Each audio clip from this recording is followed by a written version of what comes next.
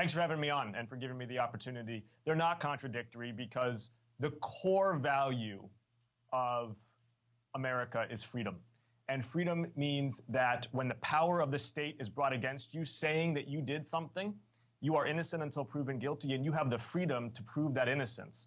And what the Laken Riley Act does is it deprives that freedom from people by violating due process. An arrest is not a conviction. The crimes that are laid out in that bill are already crimes that are deportable, as they should be. And so as a Democrat who believes in freedom and the rule of law, I voted against the Laken Riley Act. However, my question really for my colleagues at the other side of the aisle is, why did they vote for it? Because the other element of Laken Riley, as you know, Jackie, is it gives standing to state attorneys general to sue the Trump administration over differences in immigration policy without having to prove that they're an injured party.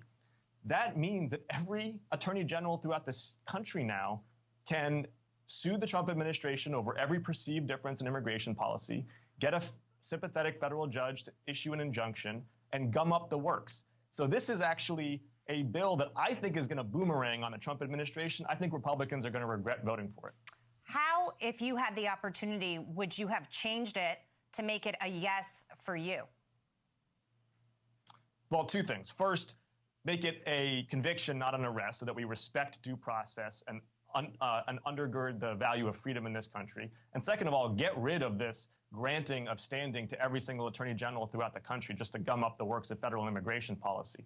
But more broadly, I want to actually engage in more comprehensive bipartisan immigration reform. For example, the Dignity Act, which is bipartisan and which would help seal up the border, change the asylum standards, create a process for people who have built lives here to pay back taxes and to fund worker training initiatives, as well as providing aid to Central American countries for crime and for poverty to help stem the tide of migration, or resuscitate the bipartisan border security bill that I was supportive of last Congress.